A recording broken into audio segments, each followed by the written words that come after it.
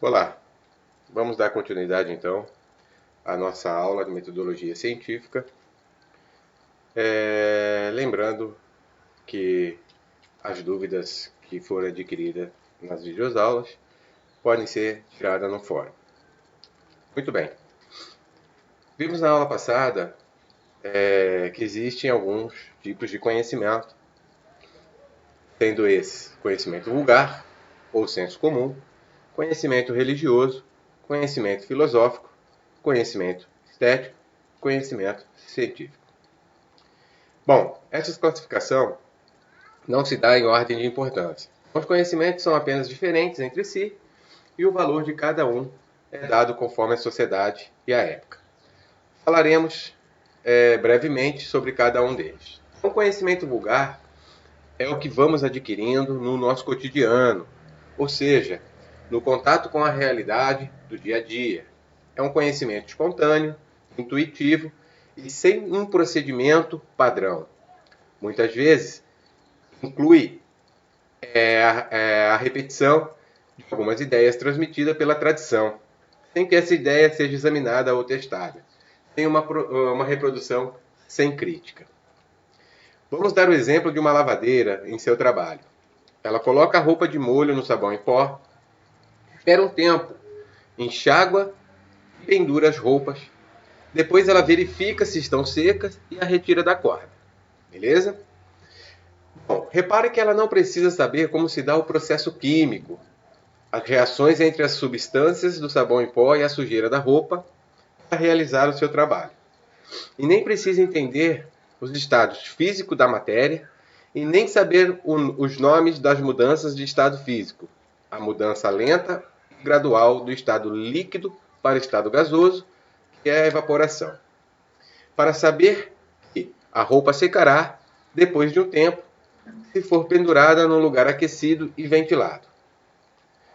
Bom, o conhecimento religioso envolve a fé. A pessoa precisa crer para conhecer. De um modo geral, lida com coisas absolutas e eternas. Desse modo, não costuma ser contestado por quem crê. Como exemplo, temos as pessoas que creem em céu e inferno, e segundo o cristianismo, todas as pessoas vão para um desses lugares após a morte. Outros exemplos são as mitologias. Os gregos antigos explicavam os eventos da natureza, as relações humanas e a origem das coisas através de histórias, que envolvia seres fantásticos e eventos que ninguém havia presenciado. Era necessária a fé para que essas histórias fossem aceitas como conhecimento verdadeiro. Bom, vimos aí dois exemplos, né? Da lavadeira, por exemplo, que ela não precisa ter o conhecimento aprofundado sobre a química, sobre a evaporação, para ela poder desempenhar o trabalho dela. E também vemos agora o exemplo religioso pela fé, né? Onde os cristãos acreditam que após a morte iremos para algum lugar, né? Ou céu ou inferno, e os gregos que validariam as suas histórias, né? Com seres fantásticos através da fé, para que essas histórias fossem aceitas como conhecimento verdadeiro. Bom, já o conhecimento filosófico parte da razão, interroga as coisas do mundo, o que está além, o que somos e por que existimos. Então esse conhecimento ele exige uma certa reflexão sobre essas coisas. Quando uma criança então começa a perguntar por que das coisas, despertando em nós então um incômodo. Então, essa atitude infantil é semelhante à atitude filosófica. Afinal, procurar resposta para os porquês é parte da filosofia. Toda então a argumentação da filosofia era baseada na razão. Bom, o conhecimento científico se dá através de um processo rigoroso, metódico, uma verdadeira investigação sobre alguma coisa. Então, isso é o que chamamos de ciência. Então, o que é ciência? Ciência ela é o conjunto de saberes racionais certos ou prováveis, observados e verificados metodicamente, relativo a objetos que compartilham de uma mesma natureza ou de determinada área do conhecimento. Apresentamos abaixo 5 características marcantes da ciência que, juntas, marcam as diferenças para com os outros tipos de conhecimento. Bom, são eles: método, objeto, linguagem, objetividade e transmissão. Começando pelo método, os procedimentos para produzir conhecimento, ou seja, as estratégias que serão utilizadas. Vocês irão utilizar muitos disso, que são os métodos. Descrever os métodos é de suma importância para o seu desenvolvimento científico e para a sua redação científica. Objeto. Diz respeito ao que despertou o interesse do cientista. É aquilo que se deseja investigar. Bom, é os porquês, né? O porquê disso, o porquê daquilo. Quando você se depara com um objeto e aí começa a aparecer os porquês, aquilo te desperta o interesse. E é aquilo que você vai investigar, o porquê daquilo. Linguagem. Ela trata-se de uma linguagem rigorosa e precisa. Então não dá para contar historinha em ciência. Ciência você precisa usar uma linguagem rigorosa, uma linguagem mais precisa. Não dá para ficar inventando as coisas. Por isso que a gente precisa trabalhar muito bem a parte da escrita científica. Então, ler muito artigo, fazer a revisão da literatura. Isso te dá uma bagagem para que você comece, então, a usar essa linguagem científica. Objetividade. É obtida pelo consenso. É aproximadamente os que os cientistas concordam ser verdadeiro.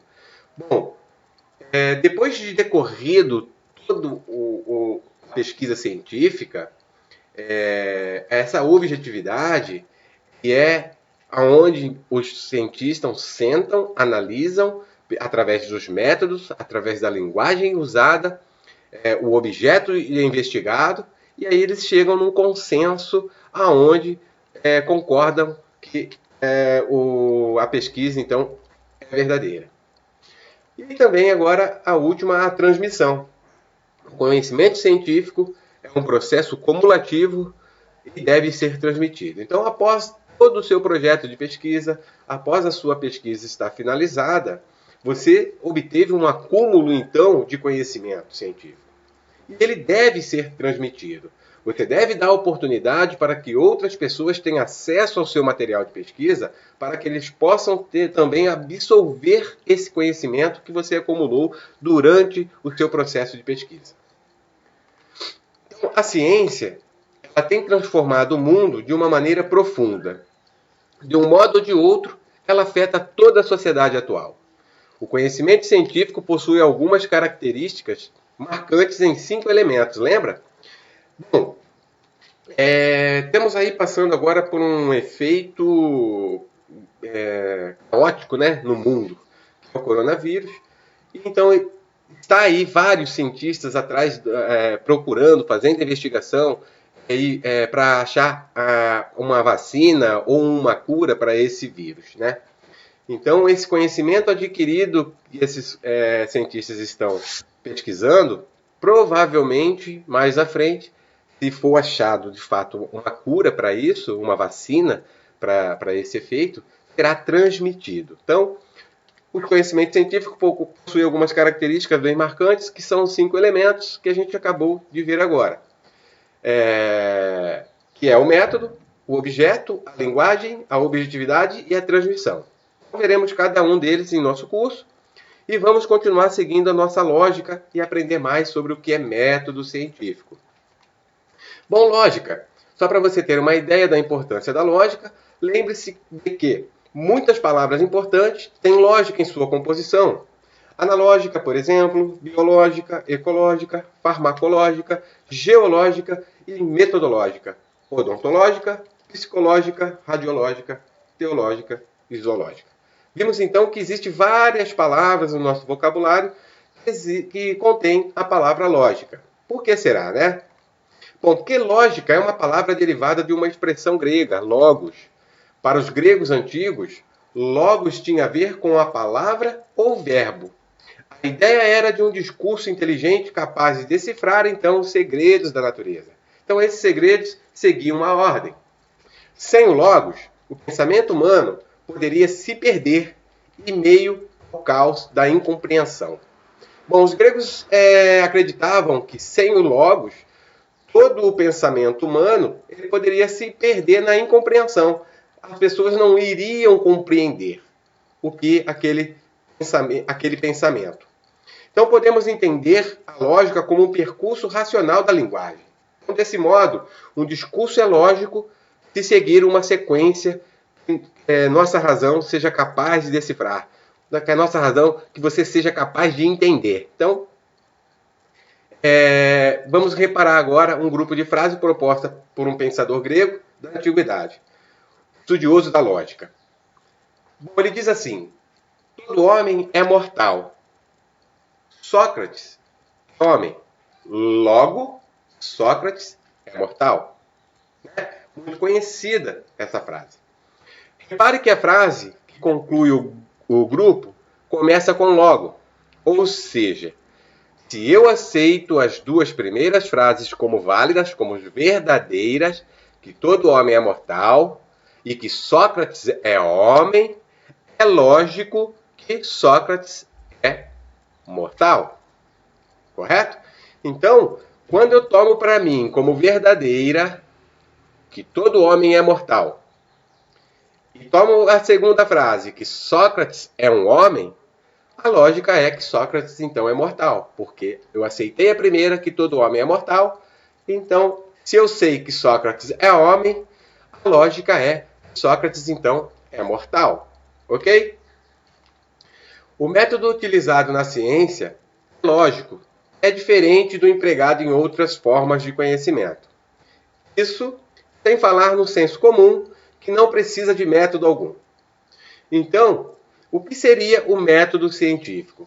Resumidamente, a investigação científica é uma sequência de 4 etapas, sendo elas observação, experimentação, explicação e generalização. Vejamos com mais detalhes a cada um desses 4 passos. Bom, a observação. Embora tenha esse nome, não se trata apenas de olhar, mas de perceber cuidadosamente os fatos. Então, a observação se dá tomando por base uma teoria. Não é preciso se esforçar para deixar de lado as opiniões pessoais, lidar com as ideias familiares e evitar os preconceitos, para que a observação atinja o rigor exigido pelo conhecimento científico. Então é preciso formular perguntas lógicas sobre o fato que despertou a curiosidade do cientista. E, finalmente, deve-se propor respostas provisórias para essas perguntas. Bom, teoria é um conjunto de saberes conhecidos sobre alguma coisa. Óbvio, o objeto. Quem conhece as teorias científicas como válidas são os cientistas. Uma teoria compõe-se das hipóteses articuladas que explicam esse objeto. E para se tornar um cientista é necessário estudar essas teorias científicas. Isso acontece desde o início da escolarização, passa pela iniciação científica e pode também atingir graus elevados como mestrados e doutorados. Bom, a observação de que estamos falando não é um processo ingênuo ou espontâneo como no senso comum. O sujeito que observa é alguém iniciado na ciência, ou seja, é uma pessoa que observa o mundo tomando por base as teorias científicas. Bom, as ideias familiares, a observação exige um esforço no sentido de estranhar o que é familiar no objeto que despertou a curiosidade. Na verdade, é a própria estranheza que produz interesse num primeiro momento. Mas é importante não deixar-se levar pelo processo de naturalização, que se dá em 2 sentidos. Bom, quando você começa então a fazer a observação, você tem que estranhar tudo que é familiar naquele objeto que te despertou a curiosidade, para tirar as conclusões fora dessas ideias familiares. Então você vai fazer uma observação mais precisa. Bom, na interpretação de qualquer coisa, pelas referências conhecidas previamente. Então, na opinião de um objeto, é do jeito que aparenta ser, porque é natural que seja assim. Desse modo, a observação é um processo que exige um exercício do estranhamento. Então, nós temos que ter esse olhar mais crítico para esse objeto, aquilo que nos despertou a curiosidade. Ok? Então, perguntas lógicas. É preciso interrogar para fazer ciência. Isso é o que chamamos de problematização. Por isso, as perguntas lógicas são chamadas de problemas. Então, a curiosidade é sempre sobre alguma coisa que observamos. Perguntamos sobre a causa, a consequência, a natureza, a existência e outras perguntas. Enfim, é preciso formular um problema que vai nortear todo o processo de investigação científica. Então, o problema de uma investigação científica não é qualquer pergunta que se faz sobre o que observamos. É necessário que seja uma pergunta lógica, que faça sentido e que possa ser respondida. Respostas provisórias. Os problemas devem ser respondidos provisoriamente, ou seja, formulam-se hipóteses para resolver um problema. Toda hipótese precisa ser demonstrável e verificável para que a investigação possa ocorrer. Uma hipótese é algo muito importante dentro da ciência. É ela que vai nos obrigar a fazer a investigação científica. Por exemplo, ninguém sabe se vai existir a cura para o coronavírus. Certo? Só tem um jeito de responder essa pergunta, fazendo a investigação científica. É tentando descobrir algo que possa combater esse vírus. Bom, nem sempre uma hipótese responde corretamente a um problema. Pense bem, se a hipótese sempre responder corretamente aos problemas de uma investigação científica, não seria necessário fazer a investigação. A resposta para o problema já seria conhecida. Legal? Bom, isso significa que a hipótese que não são verificadas não responde adequadamente aos problemas. Fazem parte do trabalho também, tá?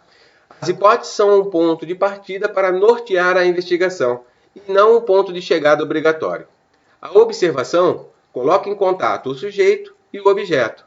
Não se esqueça de que o processo leva à formação de uma imagem. Ok?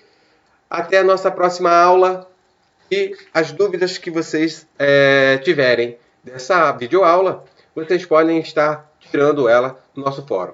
Acesse os fóruns, acesse a plataforma AVA e bons estudos a vocês. Muito obrigado e até a próxima videoaula.